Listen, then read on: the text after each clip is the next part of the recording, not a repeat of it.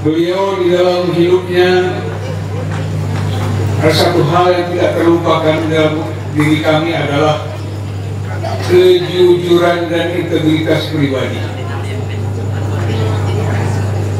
Belum ada tokoh pemimpin kita yang memiliki kejujuran dan integritas seperti beliau.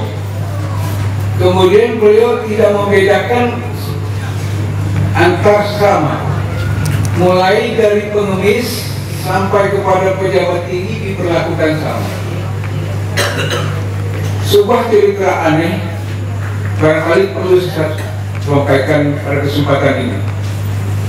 Pada waktu kita adakan reformasi di tubuh Golkar pada tahun 1998,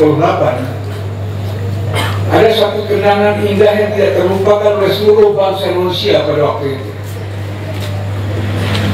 Pada waktu itu Golkar sepakat untuk mengajukan B.J. Habibie sebagai calon presiden. Satu-satunya orang di Indonesia yang berani mengatakan, saya siap pilih Bapak, tapi saya satu tidak senang sama Pak Habibie. Semua kaki di dalam ruangan itu. Apa itu? Tolong Pak Habibie, asal ketemu jangan cium nih orang, terutama istri orang, haram ya.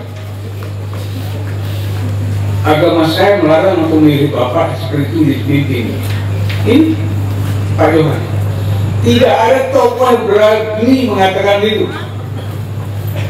Begitu selesai beliau berpidato, Pak Habibie langsung mengalami memeluk Pak Johan, menyatakan terima kasih. Beliau tidak marah kepada Pak Johan, karena apa yang dikatakan oleh Pak Johan itu benar.